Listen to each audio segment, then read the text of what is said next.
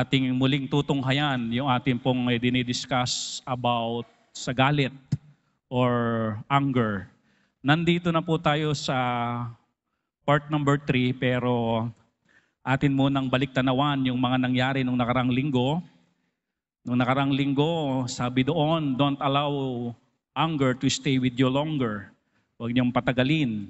Ikinonfirm po ni Brother Ribin at saka ni Wilson, sa Israel pala talaga, sa umaga daw sigawan sila. Gaaway talaga sa umaga.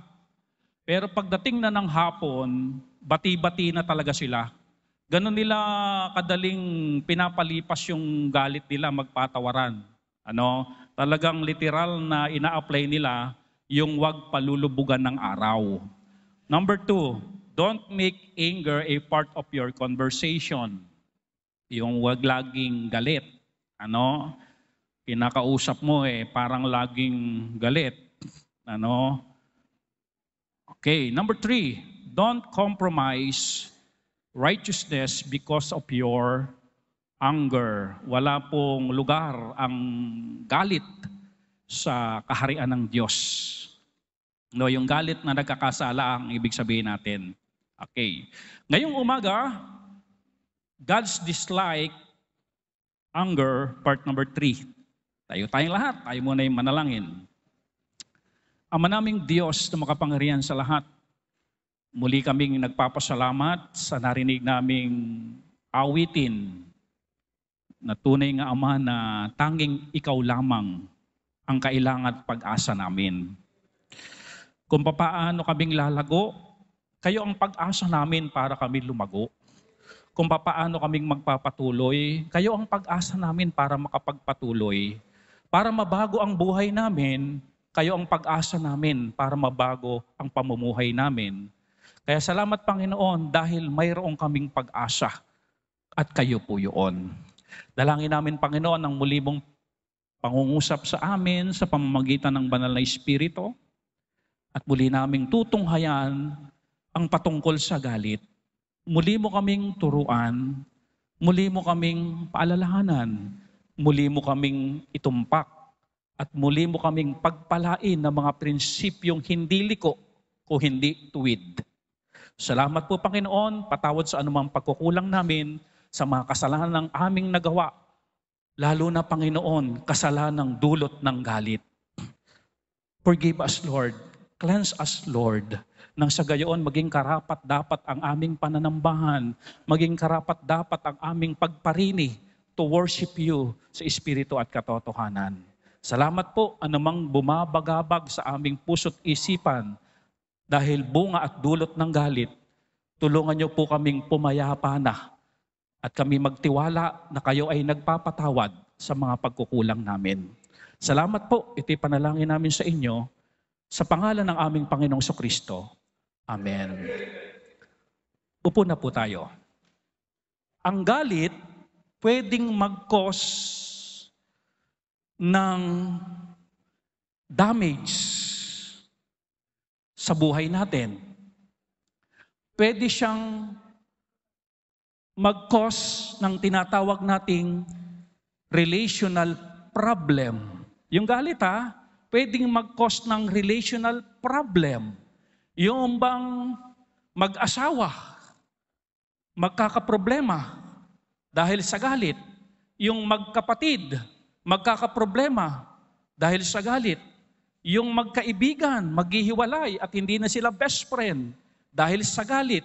Mga kamag-anak na hindi na nagkikibuan, hindi na dumadalo ng reunion. Ma-reunion ngayon noong December. Dahil sa galit. Yung katrabaho, hindi na rin nagkikibuan. Yung bang dadaan, parang walang nakita. Dahil sa galit. Yung boss, hindi na rin kinikibo. Dahil sa galit. Even sa loob ng church. Pwedeng mag-cause ng relational problems. Even major problems pwedeng mag-cause ng major problem ang galit. Yung bang nagalit ka sa boss mo, sinagot-sagot mo, ang resulta, major problem. Anong major problem? Nawala ng trabaho, tinanggal. You are fired. O kaya naman, damage ng property. Di po ba? Nung sobrang galit mo, naibalibag mo yung rep na 17 ang pintuan. Ang tindi, Abay, nakakalito yun kung nasaan yung hotdog. Damage ng property. At kung minsan, nagkukos ito talaga ng major problem, yung makulong dahil nakapatay or murder. Ano pa ang pwedeng maging cause nito? Physical problem. Alam niyo po ba ang taong magagalitin? HB, high blood, heart disease, stomach problem, insomnia, hindi makatulog, physical problem pwedeng mag-cause ang galit.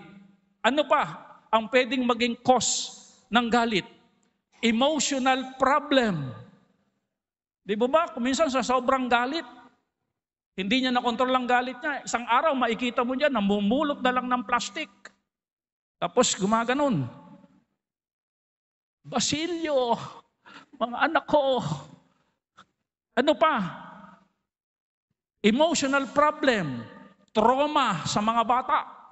Di ba yung mga magulang na nag-aaway, sigawan dito, balibagan ng mga kaldero, balibagan ng cellphone, balibagan ng electric pan, balibagan ng mga table, patiyero, binubungkal para maibalibag. Kita ng mga bata yun, no? Yung mga bata tuloy, nagkakaroon ng emotional problem, nagkakaroon ng trauma.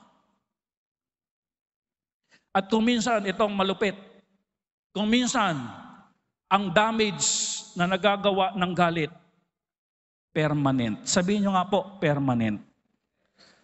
Hindi na kayang ibalik pa. Nando na. Nung mapatay si Abel ni Cain, ala na, yun na yun, patay na talaga. Permanent. Kaya mga kapatid, mahalagang pinag-uusapan natin ito. Para kung paano natin i-deal ito, na napakaraming pwedeng maging cause na problema sa buhay natin, paano ba nating maiwasan ito na ang bunga ay mga problema? Okay po ba? Yun ang pag-usapan natin ngayon. Are you with me? Okay. Magsisimula po tayo sa letrang S. Mga S. Para maiwasan ang posibleng damage, dulot ng galit. Puro S po ito para madaling matandaan. Una, self-control. Sabihin niyo po muna, self-control. Ayan. Alam niyo po ba na ang bawat individual, bawat isa sa atin, wala po tayong control sa mga taong nakapaligid sa atin. Wala po tayong control kung ano ang gagawin ng mga taong nakapaligid sa atin. Wala tayong control dyan. Wala tayong control kung ano ang iisipin nila, kung ano ang ipopost nila, kung ano ang sasabihin nila, kung ano ang magiging reaksyon nila. Wala po tayong control dyan. Wala po. Another thing, wala din po tayong kakayanan mga kapatid na kontrolin ang nature. Hindi sa lahat ng pagkakataon, tayo ang masusunod. Lahat ng bagyo, hindi pwedeng dumaan sa malipangpang. Wala tayong control sa nature. Hindi natin pwedeng sabihin, maglalaba ako, kailangan umaraw hanggang 10:00 ng gabi. Abay, sa UK lang ba yun? Yung araw, kahit gabi na? Anong bansa ba yun? Yung umaga pa rin, may araw pa. Di ba sa UK yata yun, ano? Saan lugar yun? Antarctica? Abay, gabi na may araw pa. Hindi natin kayang kontrolin ang nature. Hindi pwedeng mga kapatid, nagtatanim tayo ng palay, kailangan umulan. Kung ayaw ng Diyos paulanin, may magagawa po ba tayo? Wala po. Ang magagawa lang natin, mag-request sa Diyos. Pero wala tayong kontrol dyan. In fact, mga kapatid, wala kang kontrol sa asawa mo. Kung ano ang gagawin niya, kung anong sasabihin niya. Kung minsan sa mga anak natin, kahit anong higpit natin sa ating mga anak, huwag kang magbo-boyfriend. Kasi lalaki ka.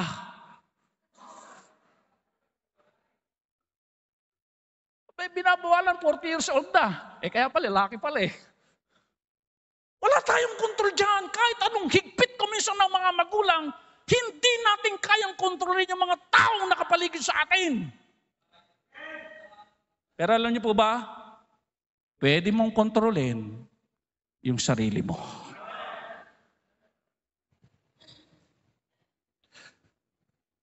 Outside us, wala tayong kontrol doon. Pero within us, meron po. Self-control. Baybayin po natin ang mga talata sa aklat ng Kawikaan. Proverbs 29:11, sabi dito, a fool uttereth all his mind, but a wise man keepeth it in till afterwards. Nais ko pong Tagalogin ito. Sabing ganoon, inihihinga ng mangmang ang buong galit niya. Talagang ang mangmang, pag nagalit, monster agad. Pag nagalit, talagang sasabog agad. Pag nagalit, talagang sisigaw agad. Pag nagalit, talagang puputok agad. Pag nagalit, all out agad. Pag nagalit, 100% agad. Sino yon? Sino yon? Mangmang. Ngunit, ang matalino'y nagpipigil hanggang sa ito ay lumipas. Amen? When we say nagpipigil, kinokontrol niya. Alam niyo mga katotohanan, mga kapatid, na ang galit lumilipas. Nakalagay yun sa Bible eh. Nagpipigil siya. Yung matalino, yung wise, pinipigil niya. Kung ano ang sasabihin niya, pipigilin niya muna. Kung ano yung ipopost niya, pipigilin niya muna. Kung ano yung galit niya, pipigilin niya muna. Hanggang ito ay lumipas. Lumilipas yan eh.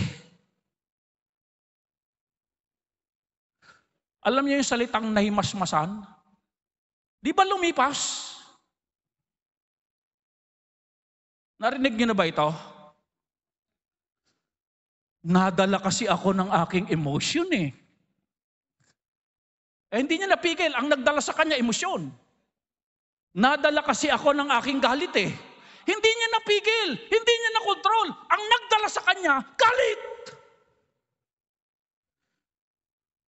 Listen carefully.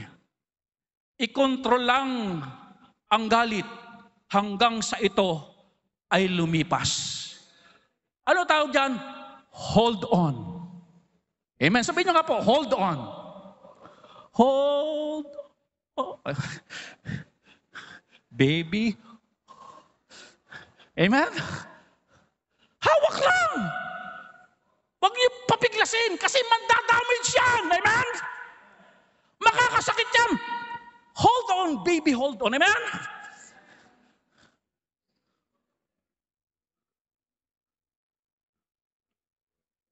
Pag nakawala yan,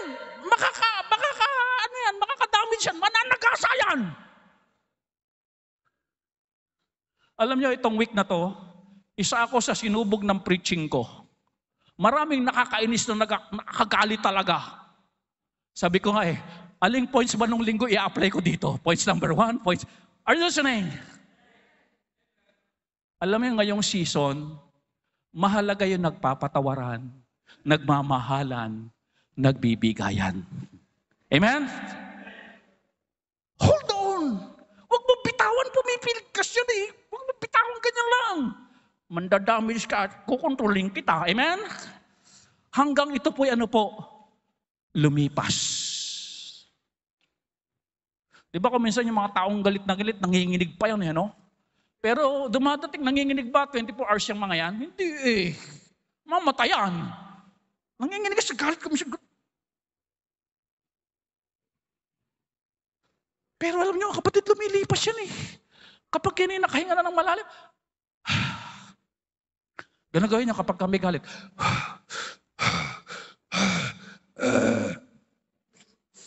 Lilipas yan. Sabi nga ng ibang instructor, magbilang ka ng 1,000. 1, 2, 3, 4, 5, 6, 7. Lumilipas kasi Kaya yung nakalagay sa Bible, But a wise man keepeth it in till what? Afterwards. Hanggang ito'y matapos. Hanggang ito ay mawala. Pigilin hanggang lumipas para walang madamage. Amen? Ano pa sabi ng Proverbs 16:32? He that is slow to anger is better than the mighty. Grabe, yung comparison. Yung mga mighty men, mga mandirigma. Sabi ganoon, mas better yung hindi agad-agad nagagalit. Ang score ng hindi agad-agad nagagalit, 98. Pero yung mighty men, 78. Better, di po ba? Alam ko na dahilan kung ba't yung Taganeda, nandiyan pa ba, alam pa yung Taganeda? Ayun. Alam ko kung bakit lumipat to ng Makati Kasi sa Makati, better. Di ba?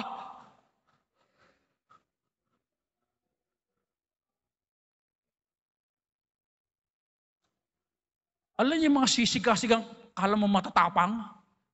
Yung pag nagalit mananaga. Pag nagalit manunugod ng mga bahay. Pag nagalit talaga namang, alam niyo, sabi ng Bible, mas better yung hindi agad nagagalit kaysa yung mga matitipuno at magaling na mandirigma. Talo mo ang mandirigma kapag ikaw ay hindi agad-agad nagagalit. Amen? Plus 10 ka sa langit. Amen? Ito pa, matindi. And he that ruleth his spirit, self-control ba to? Kaya inyong i-rule ang kanyang espiritu. Kasi bakit espiritu, mga kapatid? Kasi ramdam mo kuminsan kapag galit ang isang tao Parating ka pa lang, ramdam mo na ito'y galit, di ba ba? Yung aura pa lang niya, yung spirit pa lang niya, ramdam mo na may galit. Kaya nakalagay dito, nagro-rule ng spirit. Than he that taketh a city. Oh, grabe. Sabi ganoon, kapag may self-control ka, kaya mong mag-rule sa iyong espiritu. Abay, mas higit ka pa sa sumasakop ng mga lungsod. Amen? Ibig sabihin, mga kapatid, self-control is superior to conquest. Amen? Pwede kang magtagumpay kapag marunong nating i-control ang ating temper. Yung bang galit na galit ka na sa customer mo, nagninegosyo ka, pero kinontrol mo yung galit. Yung palang kinagagalitan mong customer mo, yung pala yung magdadala ng marami pang customer at dahil hindi ka nagalit, nagdala siya ng maraming customer, 3,531 ang dinala sa tindahan mo. Di nagtagumpay, nagnegosyo ka, di umunlad ka, di ba?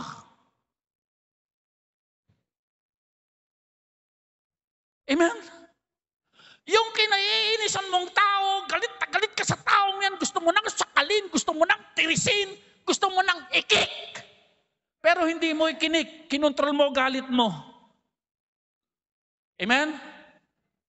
Yung anak pala niyang babae o lalaki ang mapapangasawa mo at magiging milyonaryo kayo. Are you with me?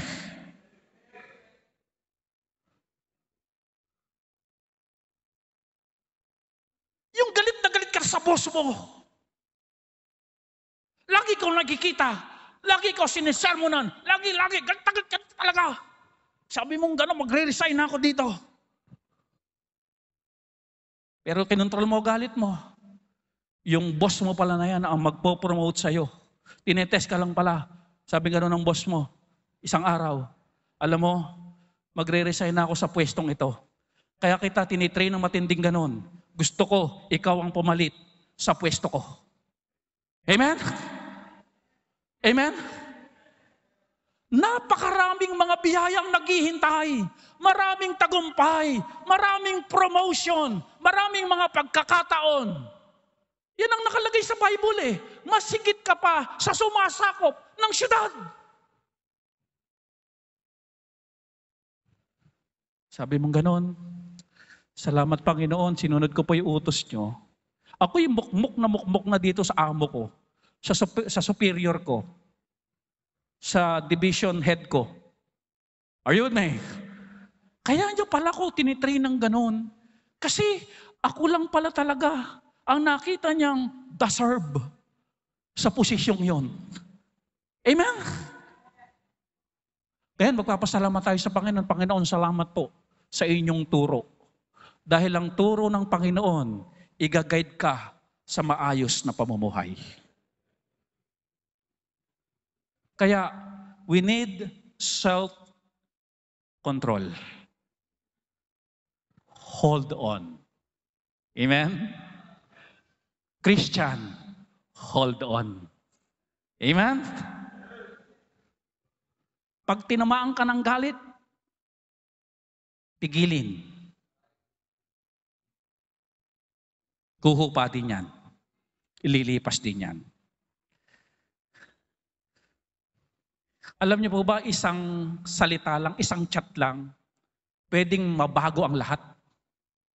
Pero dahil pinigil mo, amen? Magiging blessing.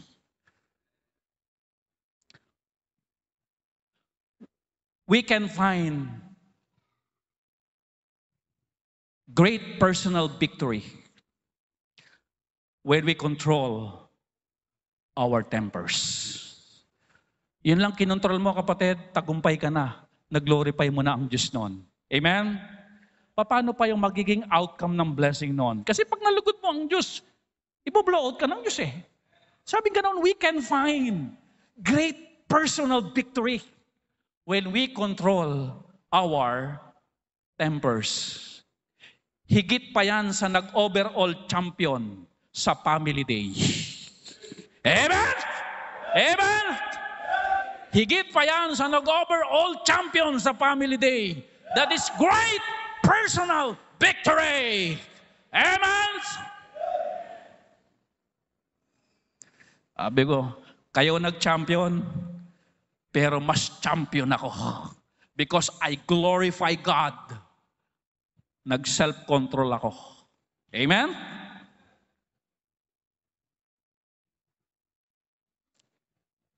Number 2. Mabilis lang tayo. Stop and think. Talagang uulanin natin ito. Kumbaga, sanga-sanga lang din naman tong puntos na ito eh. Pero hihimayin lang natin kasi nasa Bible po ito eh. Stop and think. Okay. Sabi ng Proverbs 13, verse 16, kawikaan po ulit tayo. Every prudent man, yung bawat daw matatalinong tao, pag nagdi-deal siya, with what? Knowledge. Nag-iisip siya. But a fool layeth open his folly. Sa Tagalog, ang bawat taong nag-iisip, tumutugon ng may kaalaman. Magre-react ng nag-isip. Ngunit ang mangmang ay nagkakalat ng kamangmangan. Ito ay sinan po sa akin ng kuya ko at gusto ko rin pong i-share sa inyo. Sabi ng American proverb, ito po yung American proverb. Okay, sa probinsya namin, sabing ganoon, anger a strong wind. Ang galit daw ay matinding hangin. Signal number 5, strong wind that blows out. Just imagine, sino binubugahan ng galit? Lamp of reason. When we say reason, the power of mind to think. Di ba ganyan? Pag nagalit, hindi na nag-iisip. Talaga papatayin niya yung ating power of mind to think. Are you with me? Pag bigla kang nagalit, di ka na mag-iisip kuminsan eh.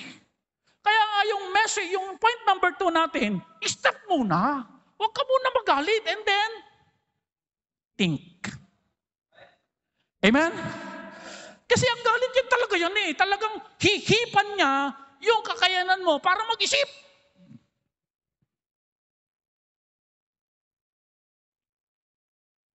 Ang matalino daw, iniisip muna bago gawin. Ganito ang matalino. Nagalit yung matalino. Halimbawa lang ha. Nagalit yung matalino.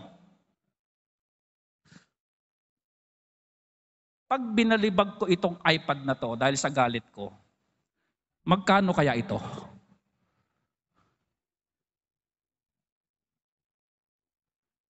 Bili ko dito 35 pesos. Pwede. Amen? Pero kung ang bili ko dito is 75,000, babalibag ko ba to dahil galit ako? 75,000 mababasag. Ay, hindi ko babalibag to. Amen? Kapag kaya sinuntok ko ito, madali kayang gawin? Naku kanyan. Pag sinuntok ko itong pintong ito, madali kayang gawin ito pag nasira? Hindi. Pag sinuntok ko kaya ito, masasaktan kaya ako o hindi? Ay, masakit. Huwag na lang. Amen?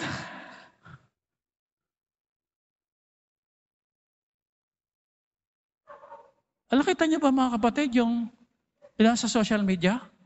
Galing sa anak, kumuha ng stick. Kung saan na lang paluin yung bata. Nakulong yun eh. Kaya pinalo ko ng pinalo ng walang pakundangan itong anak ko, mahal kaya ang bayad sa Galvez? Check up. Magkakaroon kaya na ang trauma anak ko pag tinira ko ng tinira ng stick? Mabali ang kaya ng buto to pag tinadyakan ko ng ubos tindihan? 5 years old. Ang matalino, sabi ng Bible, stop and think.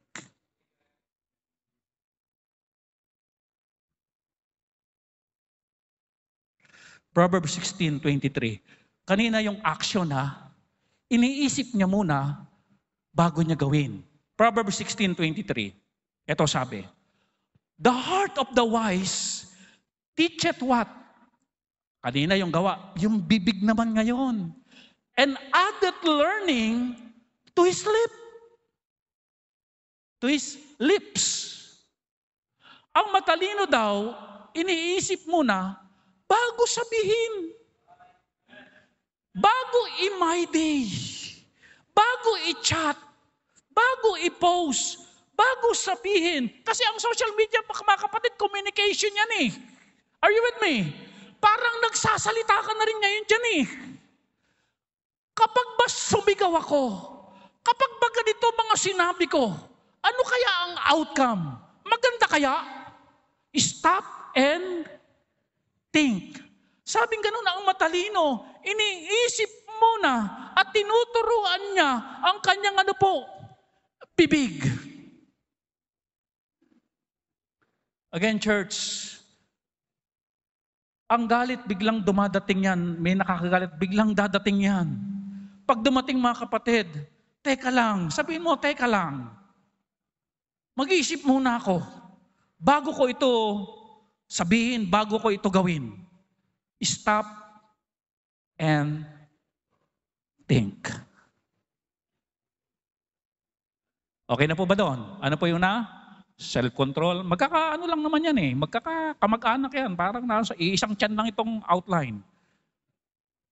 Ano, una, self-control, and then stop and think. Pangatlo, slow to wrath. Hinay-hinay lang pag nagagalit. Huwag buhos agad. Sabi ng Bible, Kawikaan ulit tayo. Ang daming nakasulat sa Kawikaan. Matalinong tao nagsulat nito eh. Kamag-anak ko. Amen? Diba? Lipi lahat tayo ni Abraham. O di kamag-anak ko, diba? Solomon yun eh, diba? Kala nyo nagjo-joke ako eh. O, kamag-anak natin spiritually, diba? Okay. Proverbs 14:29. He that is slow to wrath is of great understanding. But he that is hasty of spirit exalteth folly. Okay, listen carefully. Bakit ang utos ng Bible o ang gusto ng Bible at ang merong great understanding ay yung slow to wrath? Bakit sa kanya nakakapit ang great understanding? Listen carefully. Kung bakit gusto ng Diyos na ang posisyon ng Kristiyano, kapag may galit, hinay-hinay lang. Huwag ibinubuga agad. Bakit ganun ang kalooban ng Diyos kapag tayo'y may galit? Listen to this. Ang galit kasi, listen to this, uutusan kang magdesisyon agad. Naranasan niya po ba yan? Uutusan ka ng galit na magdesisyon agad. Yung bang galit na galit ka na talaga sa boss mo. Dahil sa galit mo, resign. Di ba? Madali lang, di ba? Ganon?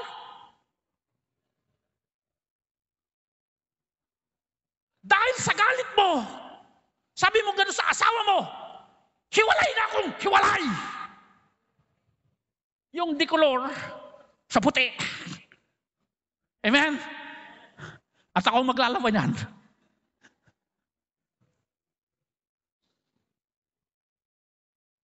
Yung bang dahil sa galit mo sa anak mo, hindi ka na mag-aaral.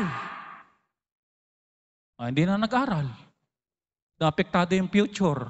Walang pinag-aralan. Amen?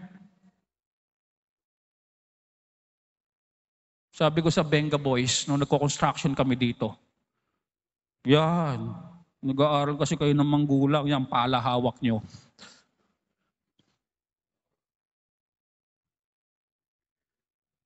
Bigla-bigla. Yung bang may fellowship, nainis ka, nainip ka, naghalit ka, umalis ka na kagad. Aba, pag alis mo, namibigay pala si pastor ng 5K bawat isa.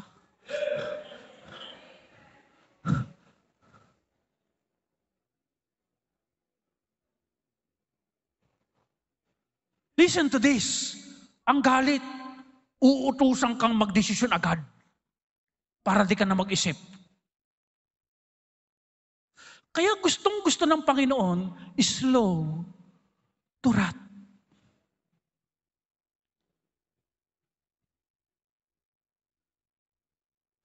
Dahil sa galit mo, di ba? Binangag mo na kagad yung bagong motor, Ducati na Rossi.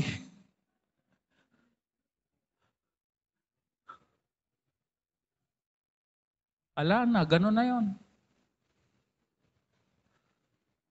Slow to wrath, sabi ng Panginoon. Slow to wrath. Kasi tutuksuhin ka ng galit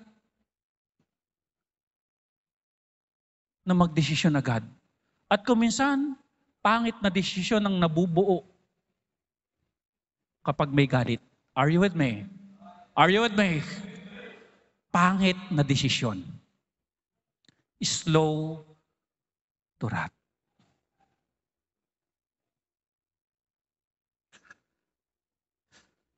Alam nyo, 29 tayo eh. Verse 30.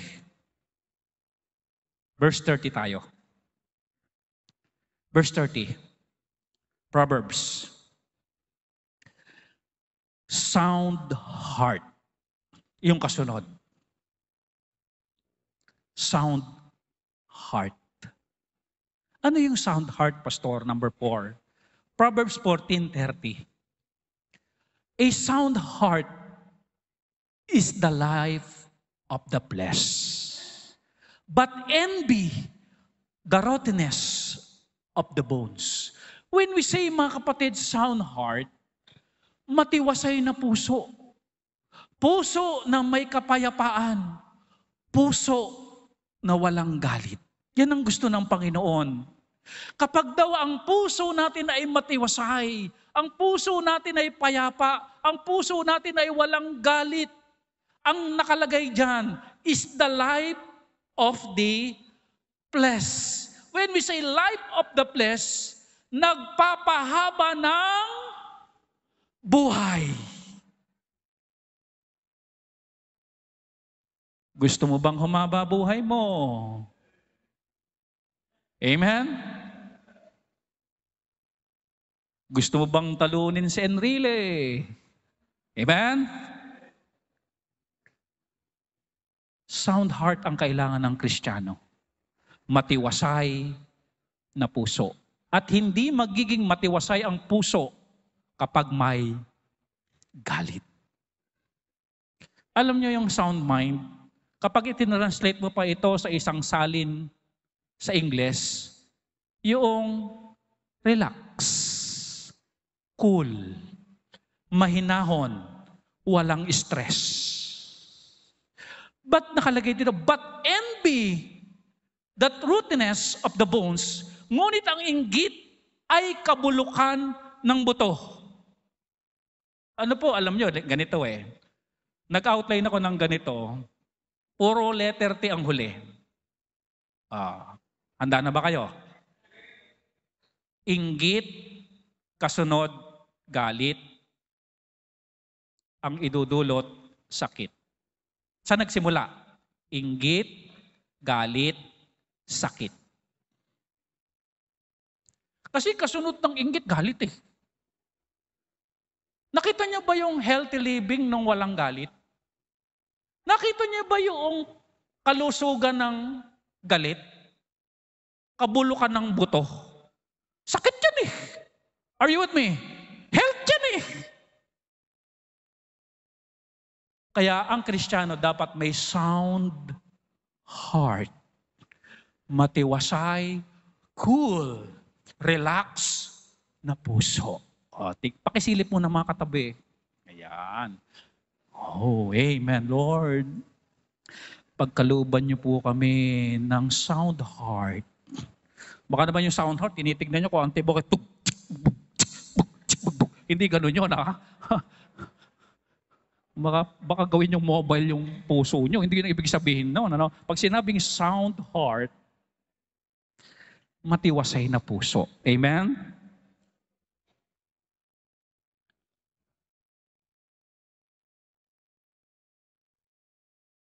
Panglima,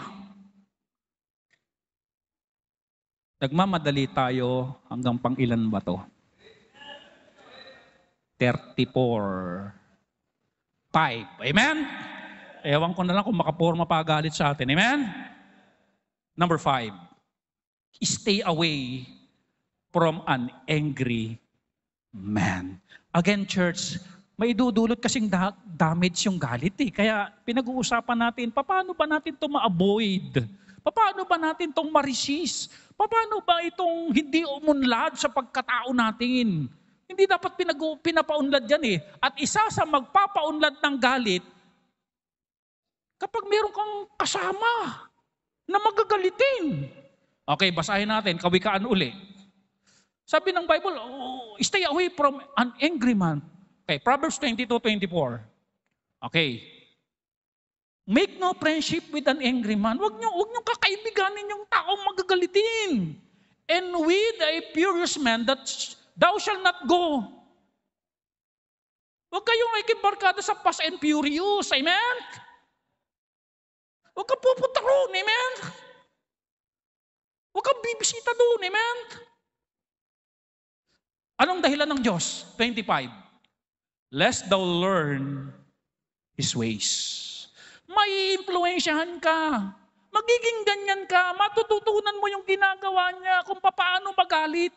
Matututunan mo yun. And get is near to thy soul. Wala na, masisila ka na.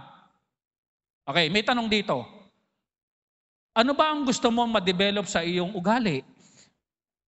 Gusto kong ma-develop, ayoko nang maging magagalitin. Huwag ka makibarkada sa magagalitin kung gusto mong yang ma-develop. Bumarkada ka kay Maylin. Si May Maria Marie. Ito sa may hinahon. Bumarkada kayo kay ate. Amen? Masamang influence ang maiiwasan. Damage ng karakter ang maiiwasan. Amen? Lagi kang baksak sa exam mo, bumarkada ka sa matalino. Kahit di ka mag-review, papasa ka. Ang tawag doon, kopya.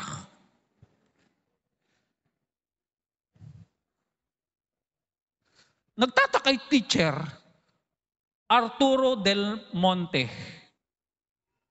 Perfect. Arturo Del Monte. Perfect din. Bakit dalawa? Pati pala pangalan sinulat.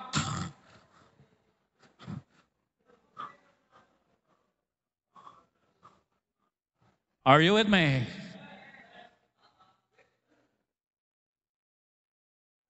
Idadamage ang karakter mo. Idadamage ang pagkatao mo.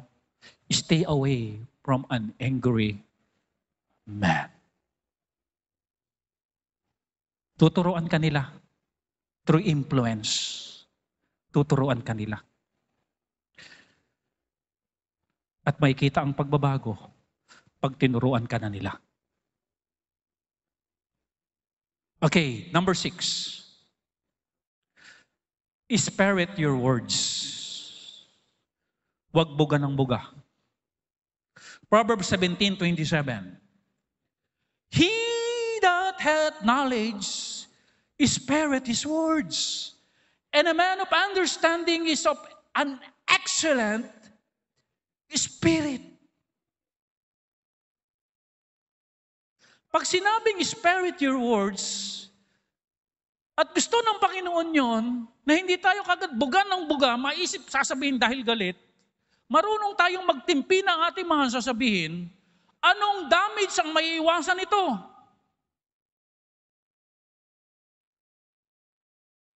Alam niyo kung ano ang damage maiiwasan? Ang damdaming marunong masaktan. Are you with me? Wala naman siguro ditong pusong bato. Mayroong maiiwasan kapag marunong tayong mag-hold ng ating mga sabihin. Maiiwasan yung damage sa sakit ng damdamin. Kasi mga kapatid, ang masasakit na salita, tumatanim sa puso at sa isipan. At ang salita mga kapatid, pag nasabi na, mahirap ng ano po, bawiin. Hindi pwedeng, ay joke-joke lang. Nakasakit ka na, anong joke-joke lang.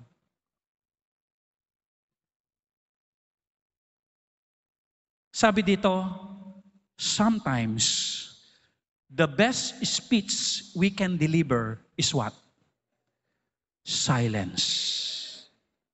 Ang sarap pakinggan ng silent night, holy night. Amen?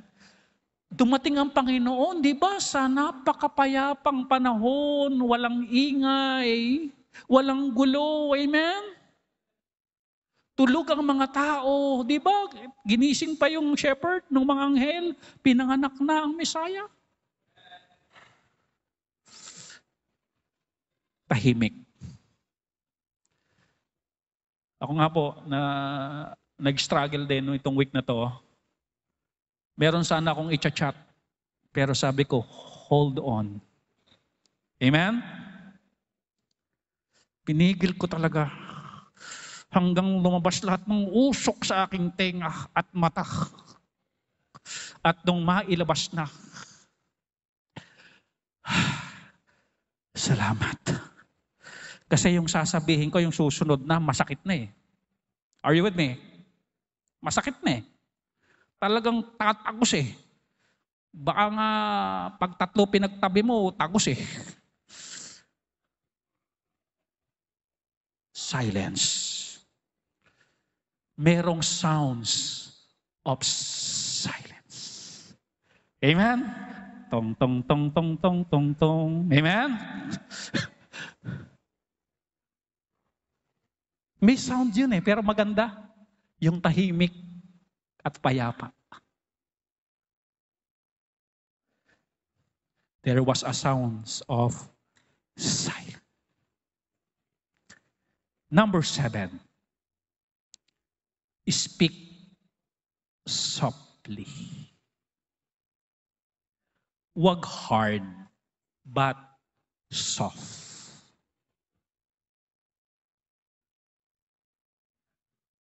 Proverbs 15:1.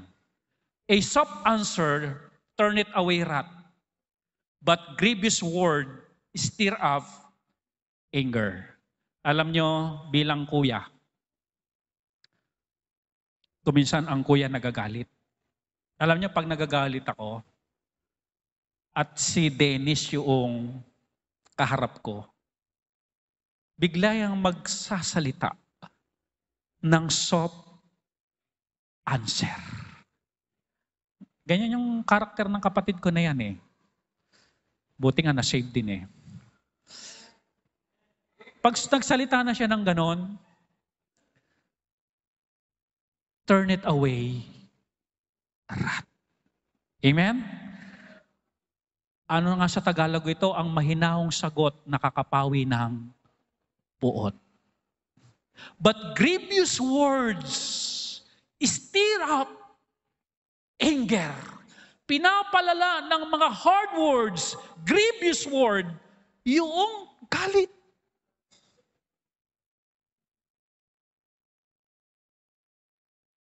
Ano ang maiiwasan kapag mahinahan tayo pag nagsalita? Ang maiiwasan, ang pagsiklab ng matinding galit. Para siyang bumbero, yung soft answer. Kapag may galit na galit yan, okay lang yun. Sorry na. Di na uulitin. Di sadya. Amen? Tao lang. Kakamali din. Sorry na. Amen? Amen? Pag si Glay naggagalit-galitan kay Choppy, ate, sorry na. Ganun yan. Parang bombero yan eh. Papatayin yung sumisiklab ng apoy ng galit. Alam nyo kung minsan, bingi ang galit. Wala siyang ibang naririnig kundi sarili niya. Pero may solusyon dyan, soft answer. Pag tinaasan mo boses mo, tataas din yung isa. Hindi talaga kayo magkakarinigan. Bakit hindi nagkakarinigan? Yan, tataas na ng boses eh. Sumisigaw na eh. Parang hindi nakakarinig ah. Sumisigaw eh. Bingi kasi. Ang maiiwasan ng pagsiklab ng matinding galit. Pangwalo. Kala nyo, nagbibiro ako. Hindi 3 points ito. Amen. Pangwalo. Amen. Submit yourselves to God's Word. Pasako po tayo sa salita ng Panginoon. Sabi ng Bible, Ephesians. Balik tayo sa Ephesians. Ito naman talaga text natin eh. Doon tayo nagsimula. Babalik din talaga tayo dito. Let all bitterness and wrath and anger and clamor. Alam niyo yung clamor dito? Yung yung tawag sa mga bata diyan? Pag tantrum. Tantrum ang ibig sabihin ng clamor dito, tantrum. And evil speaking be put away from you with all malice. Alisin nyo, sabi ng Panginoon, Magpapasakop pa tayo sa sinabi ng Panginoon? Submit, amen? Ano pa sabi ng Panginoon? Verse 32, karugtong ng 31. And be kind. Maging mabait kayo. Kanino? One to another. Tender-hearted. Ano pa? Kung nagawan ka ng mali, forgiving one another. Bakit ka magpapatawad? Even as God, for Christ's sake, hath what? Forgiven you. Anak, pinatawad kita ya. Ba't ka ngayon hanggang ngayon nagmumukmuk at nabubuisit ka? Magpatawad ka. For Christ's sake na pinatawad ka. Amen? Forgiving one another. Pag sinabing one another, walang pilian ito. Sabihin niya walang pilian. Ang pagiging mabuti, walang pilian. Amen? Be kind one to another. Forgiving one to another.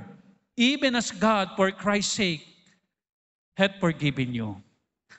Sa mga usapang mga nanay kagabi, nag-browse ako, yung prominenteng tao dito sa Berea na si RC, nagpapamind ng mga damit, marami. Ang ginawa niya, dadalhin na daw niya lahat. Tamang-tama, hindi pa nalaban yon. Kayo na lang daw maglaba. Be kind one to another. Amen? Even as God for Christ's sake had forgiven you.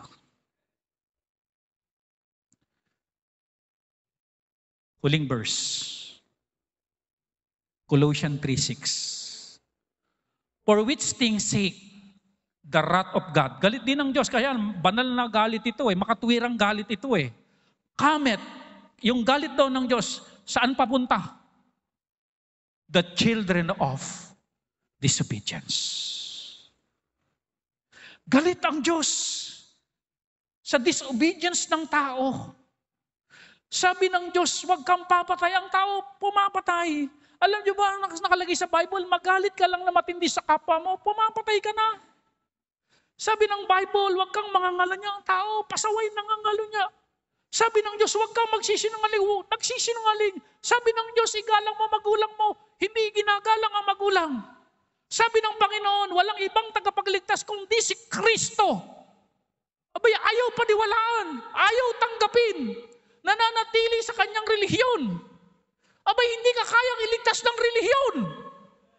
Sabi ng Panginoon, ako ang daan ng buhay at katotohanan, walang makakapunta sa Ama kung hindi sa pamamagitan ko. Ayaw ng tao yon. Gusto ko, I did it my way. Gusto kong sundin yung mga sakramento Pakialam ko dyan na si Kristo daan. Kaya yung wrath ng Diyos nasa mga taong ayaw sumunod sa Diyos. Alam niyo kung anong wrath ito? Dadaling ka sa impyerno. Are you with me?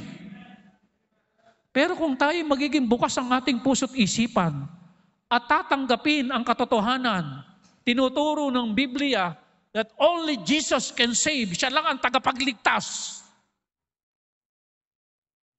Yung puot ng Diyos, papawiin ito.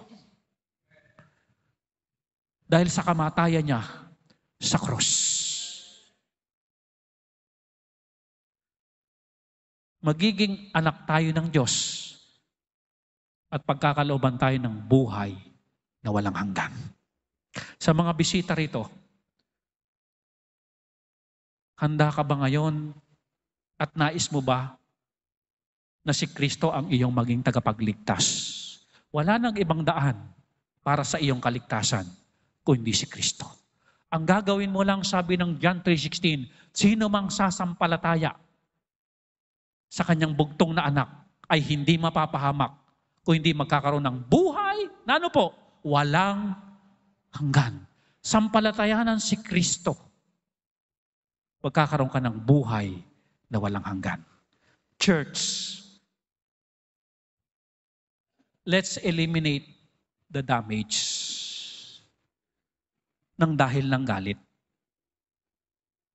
Kung tayo ay napangyari na yan, hindi pa huli ang lahat. Pwedeng ma-renew. Pwedeng tayo ay maging okay uli sa harapan ng Diyos. Pwedeng maging okay uli tayo sa harapan ng mga tao. Amen? Magpatawad at humingi ng tawad. Tayo tayong lahat. Tayo po'y mananalangin. Kayang hugasan ng Diyos yan ang mga pagkakamali natin. Kayang paputiin ng Diyos yan. Kaya tayong i-revive ng Panginoon. Kaya tayong bigyan uli, mga kapatid, ng joy of our salvation, ng kagalakan, ng bagong simula, ng new man. Ama naming Diyos, salamat sa inyong mensahe. Tinadtad nyo kami ng mga prinsipyo para hindi na makaporma sa buhay namin. Ang galit na pwedeng mag-cause ng relational problem, major problem, physical problem, emotional problems. Tulungan nyo kami, Panginoon. Luluhod kami. You forward. Kung kinausap ka ng Diyos, you forward. Lapit po. Huwag na pong hindi susunod. Sunod na po. Kung kinausap ka ng Panginoon, kung dinaanan ka ng mensahe, kinausap ka ng Panginoon, Holy Spirit yun eh. Sunod na. Huwag tayong maging children of disobedience. Dahil hindi na yun ang buhay natin. Huwag na natin balikan yung ganun. You talk to God. You kneel down. Lahat ng tuhod luluhod, sabi ng Bible, pagdating ng Panginoon. Hihintayin pa ba natin yung pagdating ng Panginoon para yung mga tuhod na yan, magamit natin na tayo magsabi sa Panginoon, salamat Panginoon, kinausap mo ako, itinumpak mo ako. Gusto mo Panginoon, mabago ang buhay ko. Gusto mo Panginoon, na huwag kong ma-miss ang mga opportunity, ang mga blessing, ang mga tagumpay sa buhay ko. Kaya nais mo Panginoon, na i-control ko ang galit. There's a lot of opportunities. There's a lot of victories, success, good life, long life na nakahanda kapag sinunod natin ang mga prinsipyo patungkol sa galit. Hindi pa uli ang lahat.